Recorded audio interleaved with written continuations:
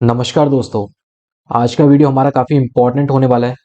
Specially उनके लिए जो हमारे साइट इंजीनियर्स हैं, जिनको ये नहीं पता है कि स्पेसर बार हम कहाँ प्रोवाइड करते हैं और क्यों प्रोवाइड करते हैं। क्योंकि जो एक्सपीरियंस्ड इंजीनियर्स होते हैं उनको पता होता है कि स्पेसर बार हम किस जगह पे प्रोवाइड कर रहे हैं और क्यों प्रोवाइड कर रहे हैं,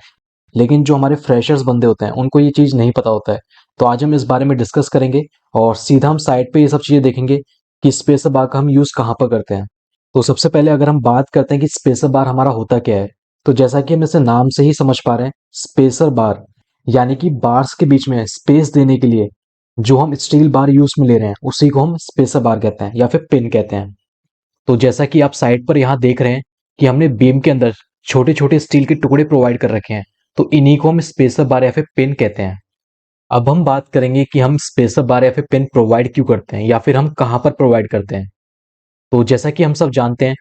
कि अगर किसी भी बीम के ऊपर हमारा काफी ज्यादा लोड आ रहा है, तो उस केस में हमें क्या करना पड़ेगा, जो बीम का जो सेक्शन साइज है उसको हमें इंक्रीज करना पड़ेगा। अब जब बीम का सेक्शन साइज हम बढ़ा देंगे तो उस केस में उस बीम में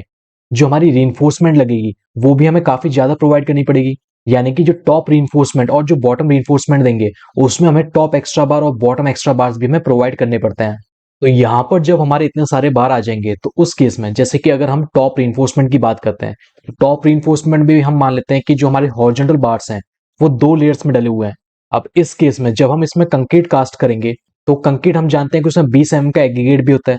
ठीक है, 10 mm का भी होता है, 40 mm का भी होता है। तो जिस टाइप का हम एग्रीगेट यूज ले रहे हैं उस कंक्रीट के अंदर, अगर इन दोनों बार्स के बीच में वो सफिशिएंट स्पेस अगर हम नहीं देंगे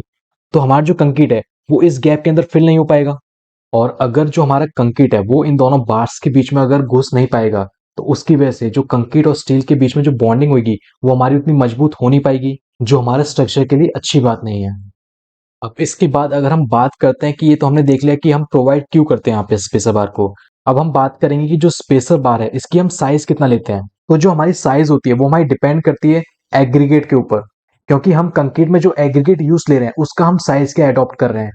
ठीक है, उसके ऊपर डिपेंड करेगा। जैसे कि मान लो अगर हम जो एग्रीगेट का साइज है वो हम ले रहे हैं 20 mm, तो उसमें हम 5 mm और बढ़ा देंगे, यानी कि जो स्पेसर बार है वो हम 25 mm का लेंगे। वैसे ही अगर हम एग्रीगेट हम यूज में ले रहे हैं 10 mm का, उसमें हम 5 mm और बढ़ा देंगे, यानी कि 15 mm। लेकिन स्टील बार 15 mm का आता नहीं तो वो 16 mm हम मान लेंगे, ठीक है। इस तरीके से हम बढ़ा देते हैं जिससे कि जो हमारी कंक्रीट है वो इन दोनों बार्स के बीच में इजिली घुस सके। इसके अलावा स्पेसर बार की जो साइज है वो एक और फैक्टर पर डिपेंड करती है कि जैसे मान लो हमारा जो एग्रीगेट हम यूज में ले रहे हैं वो हम 20 mm का ले रहे हैं, लेकिन जो हमने स्टील बार प्रोवाइड कर रखा है वो हमने 32 mm का कर रखा है। तो इस केस में हम जो स्पेसर बार की जो साइज लेंगे वो हम जो स्टील बार का जो साइज ले रखा है हमने डेट इज 32 mm लेकर चलेंगे।